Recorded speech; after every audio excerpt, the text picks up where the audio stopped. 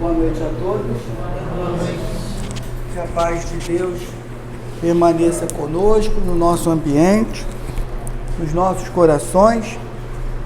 Nosso irmão Ricardo e Cláudio vão cantar a música do Padre Germano, para que a gente prepare o ambiente para a página de abertura e a prece inicial.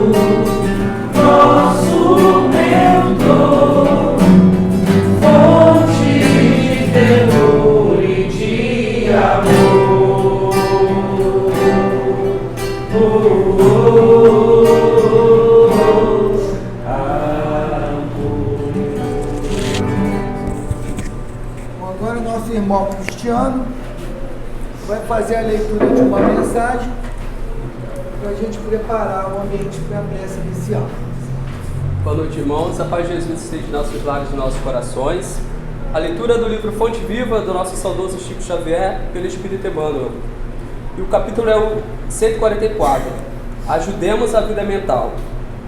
E seguiam uma grande multidão na Galiléia, de Decápolis, de Jerusalém, da Judéia e de além do Jordão. Mateus 4:25. A multidão continua seguindo Jesus na ânsia de encontrá-lo, mobilizando todos os recursos ao seu alcance. Procede de todos os lugares, sequiosa de conforto e revelação. Inútil a interferência de quantos se interpõem entre ela e o Senhor, porque, de século a século, a busca e a esperança se intensificam. Não nos esqueçamos, pois, de que abençoada será sempre toda a colaboração que pudermos prestar ao povo em nossa condição de aprendizes. Ninguém precisa ser estadista ou administrador para ajudá-lo a engrandecer-se. Boa vontade e cooperação representam as duas colunas mestras no edifício da fraternidade humana, e contribuir para que a coletividade aprenda a pensar na extensão do bem é colaborar para que se efetive a sintonia da mente terrestre com a mente divina. Descerra-se à nossa frente precioso programa nesse particular: alfabetização, leitura edificante, palestra educativa, exemplo contagiante na prática da bondade simples, divulgação de páginas consoladoras e instrutivas, exercício da meditação. Seja nossa tarefa primordial o despertamento dos valores íntimos e pessoais. Auxiliemos o companheiro a produzir quanto possa dar de melhor ao progresso comum, no plano, no ideal e na atividade em que se encontra. Orientar o pensamento, esclarecê-lo e sublimá-lo é garantir a redenção do mundo, descortinando novos e ricos horizontes para nós mesmos. Ajudemos a vida mental da multidão e o povo conosco encontrará Jesus mais facilmente para a vitória da vida eterna. Ajudemos o povo, né? A multidão, ela começa dentro do nosso lar, né? Nós somos o principal exemplo para os nossos filhos, netos, sobrinhos, para o nosso companheiro, nossa companheira, nossa família. Então nós sempre somos, né, levados. Você é espírita, está falando assim, está falando isso, você é cristão, é evangélico, né?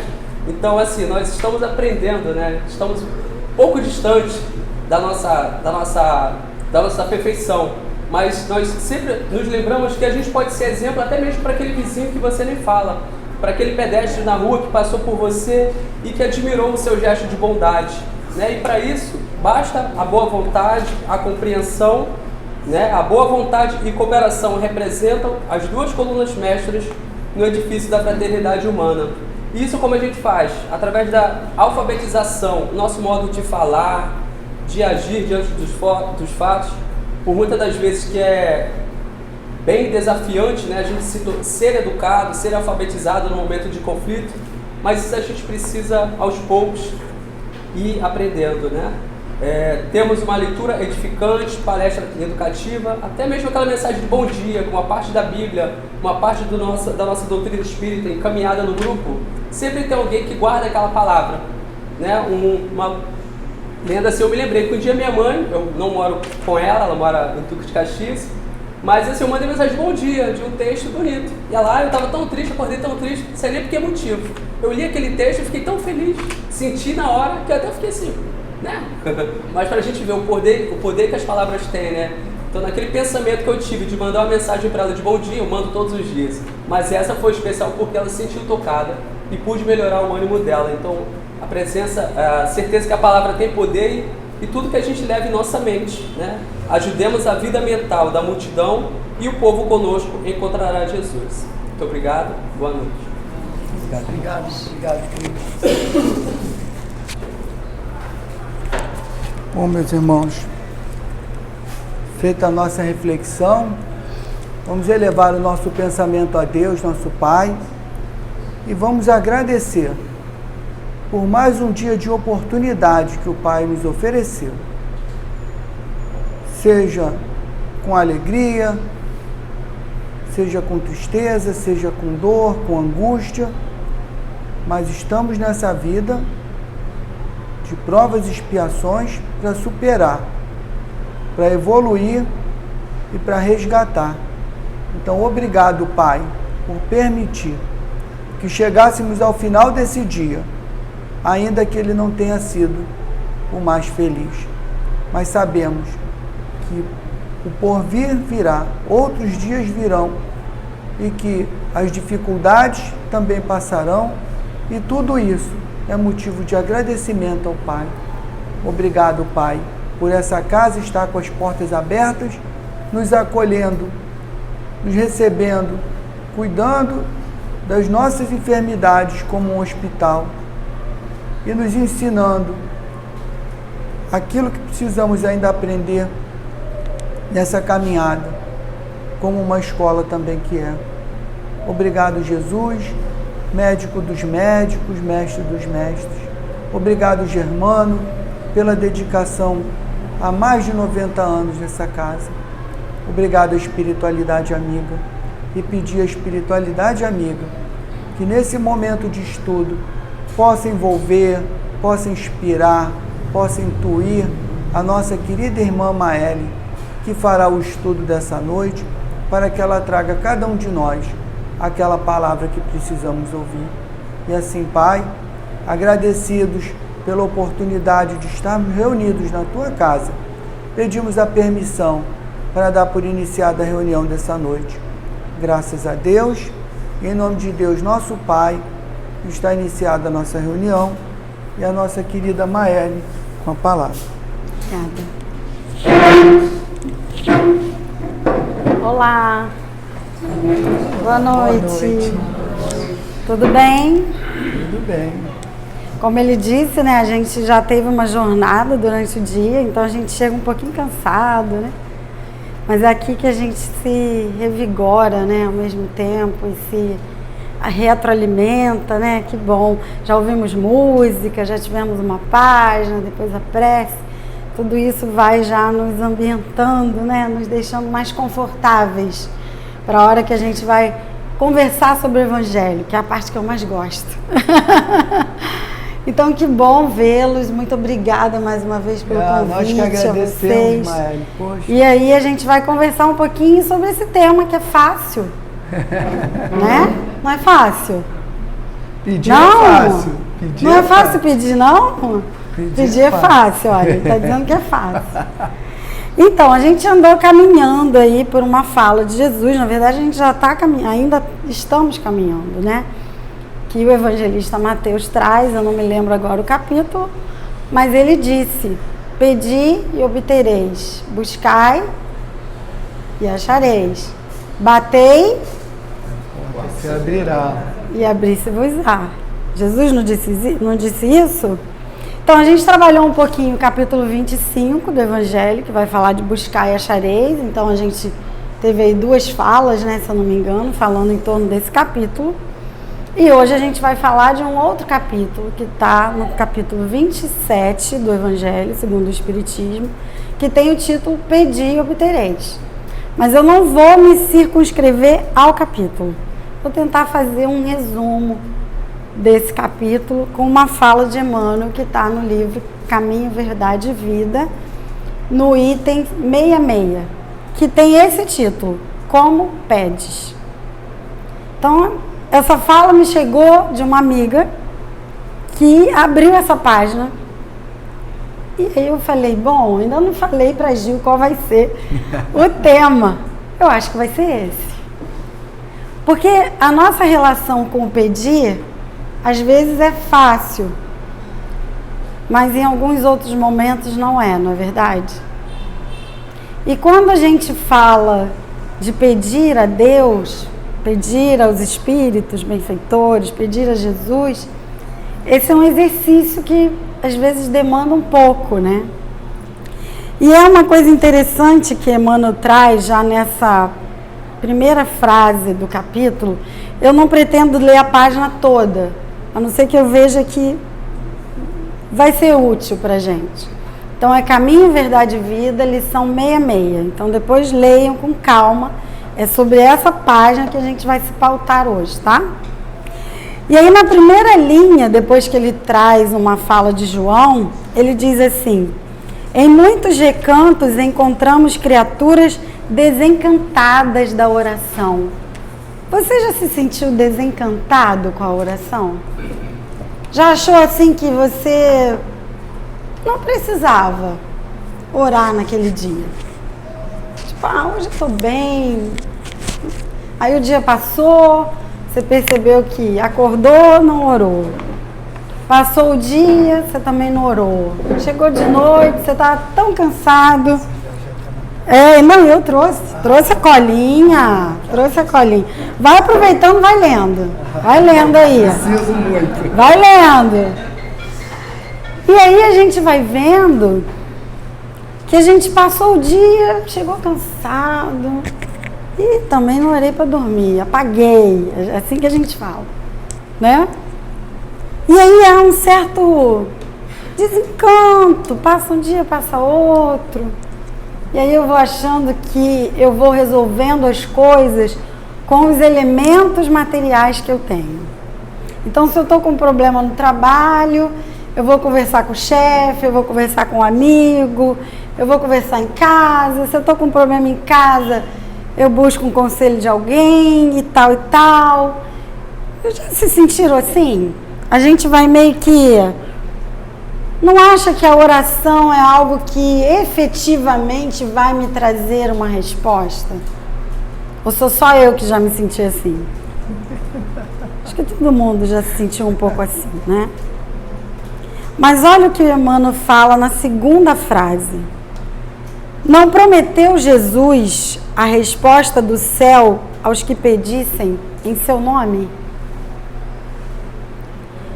Por que a gente acha que a gente não vai encontrar a resposta através da oração? Por que a gente às vezes acha que a resposta está na conversa do amigo, está em alguém que a gente ama muito, que fala? É óbvio que as respostas também chegam por essas vias, porque Deus as utiliza.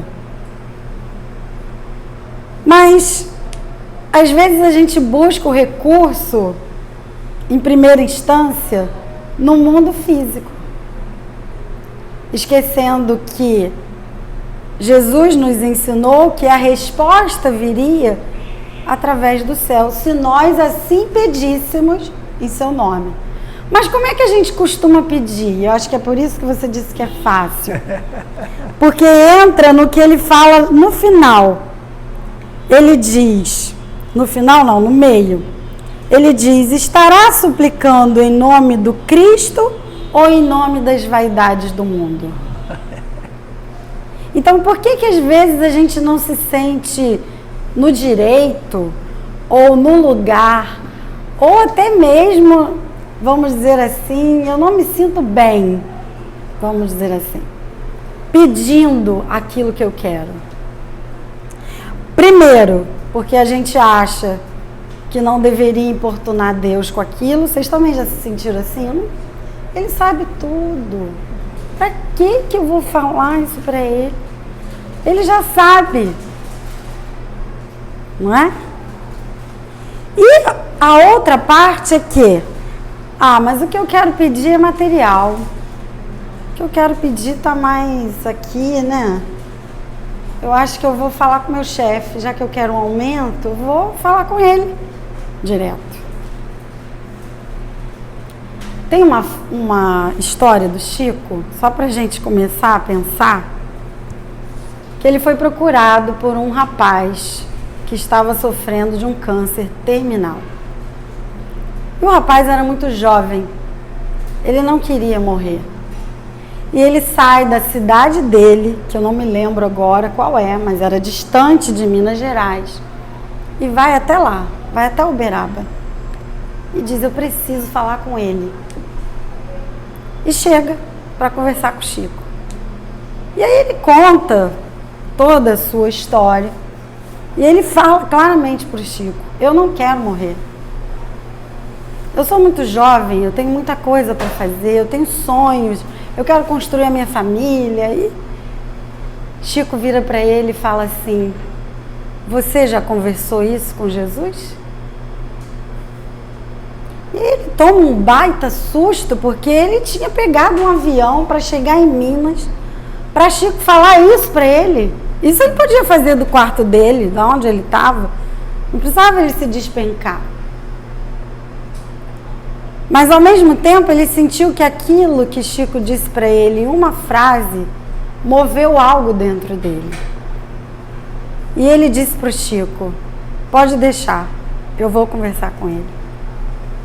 E ele então volta para a cidade dele. Enquanto ele está no táxi para ir para o aeroporto, ele faz uma oração e fala tudo para Jesus, tudo que ele queria, todos os planos, tudo que ele pensava, tudo aquilo que ele, na vida dele, ele queria realizar.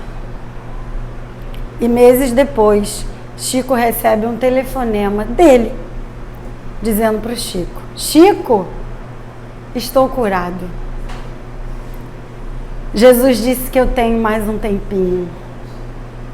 Então, quando a gente pega toda essa bagagem que nós temos enquanto seres imortais que somos e utilizamos nessa oração, nesse pedido, nessa rogativa, a gente é ouvido.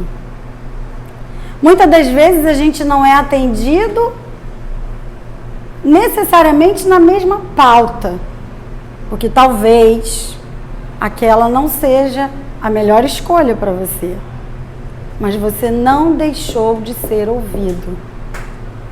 Quem aqui já leu o livro Entre a Terra e o Céu?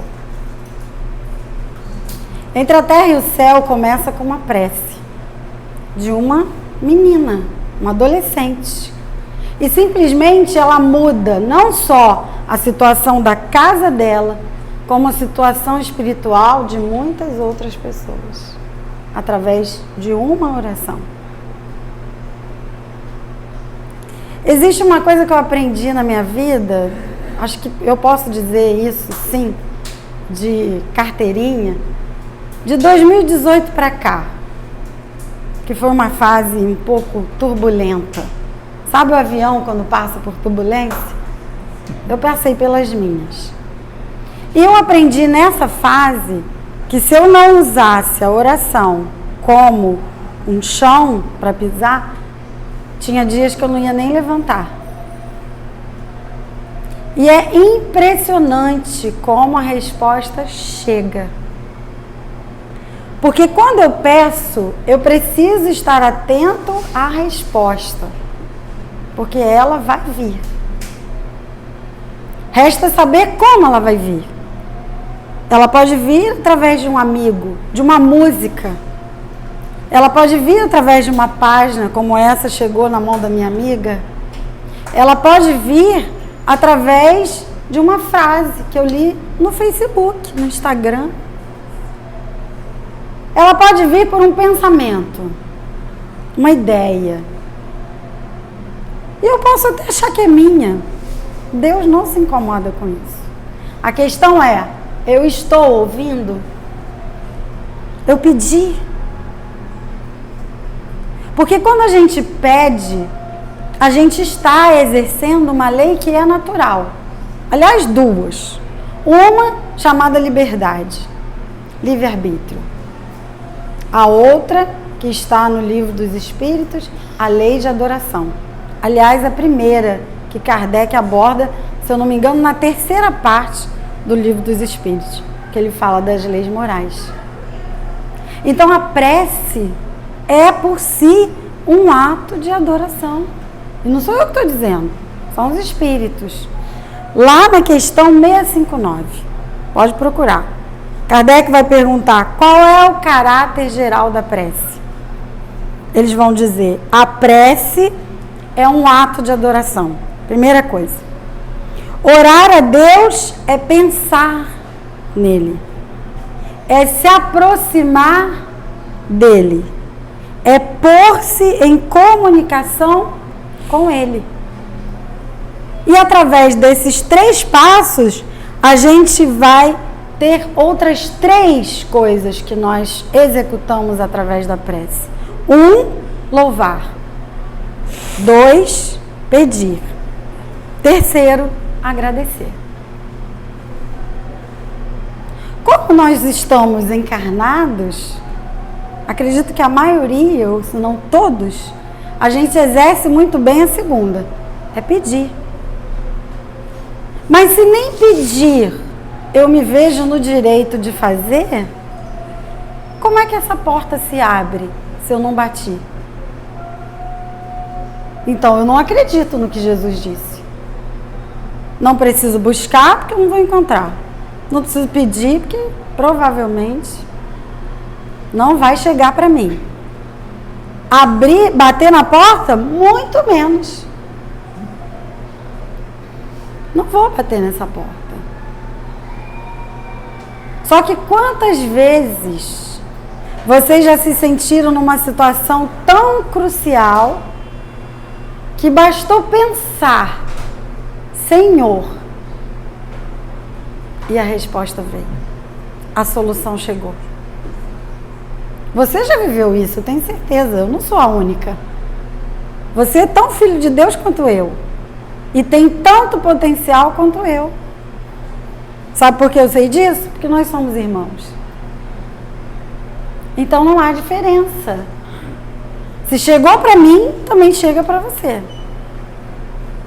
O que acontece é que muitas das vezes a gente coloca o problema maior do que eu. Mas você já se deu conta que você é um espírito imortal? E se você é imortal, você é indestrutível. Já pensou nisso? Já pensou que você é um ser indestrutível? E que, portanto, a sua capacidade de pensar, de pedir, pode alcançar coisas que nem você sabe? Você nunca mensurou? Quantas vezes você intercedeu através da sua prece por outra pessoa? E aquela pessoa foi atendida? O que isso significa?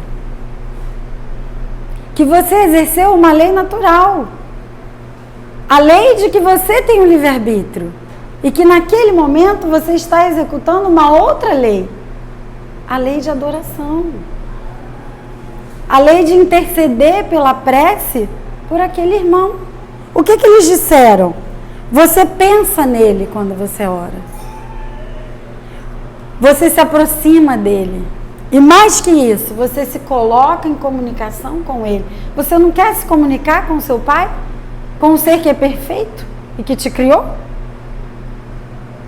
Pensa que a oração é algo muito simples. Você não gasta dinheiro.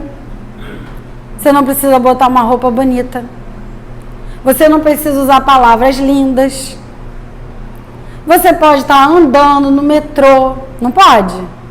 Você pode estar ali na calçada em pé, elevando o seu pensamento, fazendo uma prece. Cansei de fazer prece no metrô, eu faço quase todo dia. É o meu veículo diário. Faço muitas vezes. E uma outra coisa que a gente coloca em caixinha. Ah, eu vou fazer prece só de manhã e na hora de dormir. Por quê? Por quê? Quem foi que ditou essa regra? Está escrito isso aonde? Em qual livro? Que você só pode se comunicar de manhã e de noite. Tem isso? Ele tem horário para te atender? Não. É um Wi-Fi com conexão permitida. 24 horas todos os dias. Não precisa de senha, não precisa pagar. É rápido. Mas o que acontece muitas vezes? A gente não quer. É interessante como a gente funciona, pensando sobre o âmbito da psicologia, da nossa psique, ao mesmo tempo que a gente quer ser íntimo de Deus e quer que Ele olhe a nossa vida e veja lá tudo que está acontecendo, porque a gente diz, Deus vê tudo. Tem certeza, fulano fez isso comigo, Ele está vendo. A gente quer que Ele veja. Mas tem uma coisa que a gente às vezes não quer muito. Sabe o que é? Intimidade. Porque quando eu vou conversar com alguém, é sinal que eu tenho com aquela pessoa, primeiro, confiança. Segundo, intimidade. Eu não vou parar um transeunte qualquer ali fora agora e vou falar para ele da minha vida. Você vai fazer isso? Não. Você vai fazer isso com quem? Com quem você tem confiança e intimidade. Por que com Deus você acha que você não tem intimidade? Qual é o que a gente traz de crença aí que o mundo vai dizendo pra gente? Primeira coisa, a gente acha que precisa de uma casa como essa para entrar em comunhão com Deus. Foi isso que Jesus disse? O que Ele disse? Quando fordes orar, faz o quê? Vai lá para o templo em Jerusalém? Foi isso que Ele disse? Está lá escrito no Evangelho. O que Ele falou? Todo mundo esqueceu? Agora no teu quarto em silêncio. Vá para o teu quarto, tranque a porta e em silêncio fale com o Pai. Mas que quarto é esse? E se eu não tiver um quarto? Se eu estiver morando na rua, o que eu faço? É claro que é uma metáfora. Ele está dizendo, vai para o teu quarto, vai para o teu íntimo e fala com Deus em segredo, em silêncio. E em silêncio e em segredo, Ele vos responderá. Só que a gente não quer ter essa intimidade. É interessante. Ao mesmo tempo que a gente quer que Ele nos auxilie, que Ele olhe a nossa vida, que Ele traga recursos para nós, a gente não quer ter intimidade. Não quer conversar, não quer pedir. Tem vergonha de quem te criou. de quem sabe exatamente a sua origem, o seu destino. Será que você precisa disso? Então a gente acha que precisa estar num lugar como esse. Outra coisa, não sei orar, Maeli. Não sei, as palavras faltam, mãe. Dá um branco na hora que eu vou orar, não sei fazer isso. Quem disse que você precisa de script? Há um exemplo claro que Jesus traz. Tinha um publicano e um outro, se eu não me engano era um fariseu, né? Que estava lá orando no templo. E aí um chega, faz aquela coisa toda. O outro chega e fala uma frase. Aí perguntaram, acho que está no Boa Nova, Humberto de Campos, que eu acho que narra isso. Quem se comportou melhor? O que falou menos? Porque não é o que você vai dizer, é o que você está sentindo. A capacidade que você tem de transportar aquele sentimento. Não estou falando de choro, não. Estou falando do sentir. Vocês já tiveram aquela DR com Deus? Não, eu já tive. Aquela DR. E ali eu não choro, não, eu tô com raiva. Eu quero saber o que está acontecendo. Isso aqui está me incomodando, isso. E tudo bem. Tem dia que eu tô mais sensível, e aí eu vou chorar, vou trazer para ele uma outra emoção. Quando você está com um amigo, você não conta para ele exatamente o que você está sentindo? Se você confia naquela pessoa? Por que com o nosso pai não? É como se fosse um ser intocável. A gente não pode se aproximar. Não, para eu chegar até ele, eu tenho que estar com uma roupa, tem que estar num lugar, tem que fazer um gesto. Esquece isso. Jesus subia o monte e ia orar. Ele sentava no meio da multidão e estava em oração. Ele ia cear com os apóstolos e estava conectado. A gente não, a gente acha que tem que se vestir bem, entrar numa casa, fazer isso, fazer aquilo, começar a prece assim, assado, cozido, mal passado. Não! Não é assim. Eu posso fazer prece em voz alta, posso fazer em silêncio, posso fazer dentro de uma condução, posso fazer de olho aberto, de olho fechado, como aquele sentimento quer que venha. Quando a gente coloca muita caixinha, a gente custa encontrar o caminho. Não precisa disso. Foram histórias que foram contando pra gente. O Espiritismo está aí para abrir as nossas caixinhas mentais e dizer, ó, a página mesmo trouxe. Abre essa caixa mental. Entende a vida e se relaciona com ela. Para que ficar cheio de ritos, se a gente pode levar a vida de uma forma diferente? E cada um tem a sua.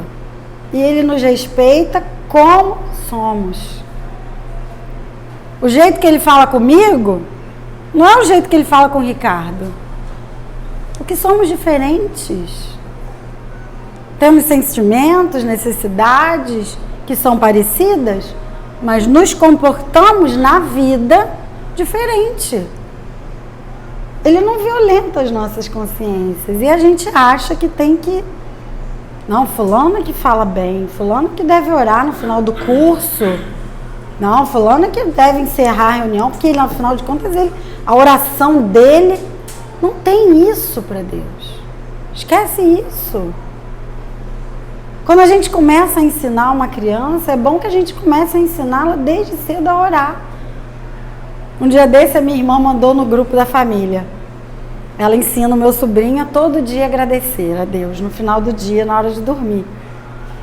E ela falou, filho, agora é a sua vez. Ele virou para Deus e disse, papai, obrigada pelo meu super titio, que é o meu irmão, é tio dele. Essa foi a oração dele. Então, quando eu ensino uma criança, eu não ponho regra para ela de como orar. Eu deixo que o sentimento dela diga o que ela quer agradecer naquele dia. Mas quando a gente fala da gente, eu tenho que estar sentado em tal lugar, não posso orar no banho, Maeli, estou pelado. Quem disse isso? Quem disse que você não pode? Quem disse que você não pode orar no lugar que você quiser? Naquele lugar que você sente a necessidade de fazê-lo, que é onde você está no seu quarto, naquele momento que você está conectado com você. É esse o lugar certo. Mas a gente vai inventando histórias. Para quê? Para não gerar muita intimidade. É muito interessante o movimento que a gente faz, porque a gente quer auxílio, mas a gente não quer intimidade. Ah, não, essas coisas de ficar orando toda hora, parece coisa de beata. Mas você passa um dia inteiro com várias situações acontecendo. Você tem uma reunião importante, você tem alguém que você precisa admitir, outro tem alguém que precisa demitir, você está dirigindo, você vai chegar a um lugar, por que não fazê-lo? Eu chamo isso de prece de sustentação. Quantas vezes no dia você às vezes precisa ser sustentado? Sim. Porque você sozinho não vai dar conta. Não é porque você não é capaz. É que você precisa de uma ajuda extra. Naquele dia você está mais frágil. Naquele dia você está mais suscetível. Naquele dia tem um ente querido que morreu e que você está triste. Ou então tem um ente amado, acamado no hospital. Vai passar por uma cirurgia, sei lá, qualquer coisa. Por que a gente acha que pode ir sozinho? Se a gente tem toda uma assessoria e a gente simplesmente abre mão. Porque não, eu vou resolver. Eu mesmo resolvo, tudo certo, vou. Chico dizia para as mães que ele atendia, e vocês sabem, eram muitas, ele dizia que quando uma mãe ora, ela não bate na porta, não. Ela arromba. Isso significa o quê? Que é só a mãe? Não. Significa que ele estava falando de um amor capaz de arrombar qualquer coisa. Então, se você está num sofrimento e aquele sofrimento está perdurando, arromba. Bate com força. Não fica preocupado se vai fazer muito barulho. Ele que vai decidir qual é a resposta que ele vai te dar. E lembra que ele vai te dar a resposta sem violentar nenhuma lei. Isso é que é perfeito. Isso é perfeito, é maravilhoso nele. Porque ele vai te atender sem derrubar o outro irmão, que é seu irmão. Ele vai te atender sem derrogar nenhuma lei que ele criou, que é perfeita. Porque ele vai entender a sua rogativa. É ele quem vai definir aquilo que vai chegar para você, às vezes através da mão de alguém que você nem nunca viu. Mas vai chegar a resposta. Vocês lembram quando o Chico foi para Nova York, né? E vocês sabem que ele não tinha dinheiro. Um belo dia ele ficou lá, muito chateado, muito triste. O Valdo Vieira tinha ido com ele, simplesmente veio embora e ele ficou. E agora? Como é que faz? Como é que volta? Como é que paga as coisas? Você não tem dinheiro, você não fala aquele idioma plenamente. Ele fez uma oração enquanto ele andava pelas ruas de Nova York. Para um carro, a moça desce o vidro, fala com ele algo que ele mal entende e simplesmente dá um pacote cheio de dólar para ele e vai embora. O que é isso? Só Chico conseguiria isso? Você não é filho? Entende que às vezes a gente coloca na mão de algumas pessoas algo que a gente também pode fazer. E se você esquecer tudo que eu disse aqui, lembra, você é filho de Deus. Imortal, indestrutível. E o seu pensamento, a sua conexão com Deus, a sua oração, a sua prece, é capaz de fazer algo que você nem imagina. Essa confiança precisa estar em você. Porque Jesus não disse, olha, entra no quarto, eu vou entrar com você. Ou então eu vou entrar no quarto por você. Não. Não. Entra você no quarto. E fala ao Pai em segredo. Existem coisas que só você sabe que você vive. Você pode até querer me contar, mas só você no íntimo vai saber dizer. Então, ainda que eu faça uma prece intercessória para você, eu não vou alcançar tudo o que você mesmo pode dizer. Isso não invalida a minha intercessão, mas também te coloca num lugar de direito. Só você sabe aonde o calo aperta, onde as suas situações realmente doem. Eu não sei. Eu mal sei da minha. Estou aqui tentando entender também. Então, a gente olhar para a prece como um exercício de fé. Eu costumo dizer que fé é entrega. Fé é comunhão, é intimidade, é crer. Fé são muitas coisas, é fidelidade. Mas para mim, numa forma prática, fé é entrega. Maeli, mas como? Poxa, eu estou devendo uma quantia para o Ricardo. Aí eu viro para Gil e falo assim, Gil, você pode entregar ao Ricardo essa quantia que eu estou devendo? Se eu deixei essa quantia com ela, é porque eu confio, eu tenho certeza que vai chegar no Ricardo. Isso para mim é fé. Quando a gente entrega para Deus tudo aquilo que está angustiando a gente, isso mostra a nossa fé. Mas quando eu não sei, que é como ele fala aqui no final, quando eu não sei se realmente aquilo vai chegar até Deus, isso mostra a minha infantilidade enquanto ser. Então entrega para Ele o projeto que você tem. Eu quero realizar isso, aquilo outro. Eu quero fazer isso, eu quero conquistar isso. Põe no papel, tá difícil na mente? Muita coisa pensando, escreve. Mas entrega. Quando você chega num restaurante, o que você precisa fazer? Você precisa fazer o seu pedido. O garçom só de olhar para você já sabe o que você quer? Não. Não sabe. Maeli, mas Deus sabe. Você está comparando Deus a um garçom? Bom, Ele sabe muito, verdade. Ele sabe tudo. Mas Ele precisa que você abra a porta. Senão Ele não entra. Sabe por quê? Porque Ele te deu livre-arbítrio.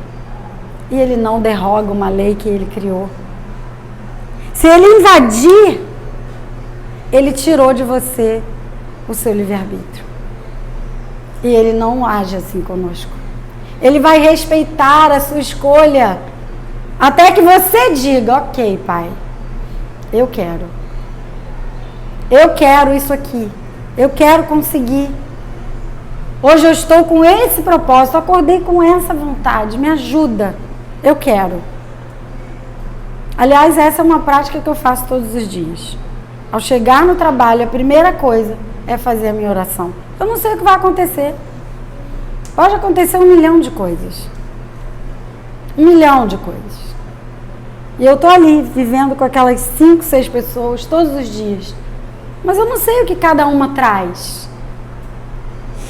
Então aprenda, a cada coisa que você for realizar, faz uma oração. Entenda que antes de tomar um remédio para dor de cabeça, a oração deve ser o seu remédio primeiro. Não deixe de tomar um remédio, mas use a oração como remédio também. Porque a gente acaba esquecendo que ela é um elemento fundamental.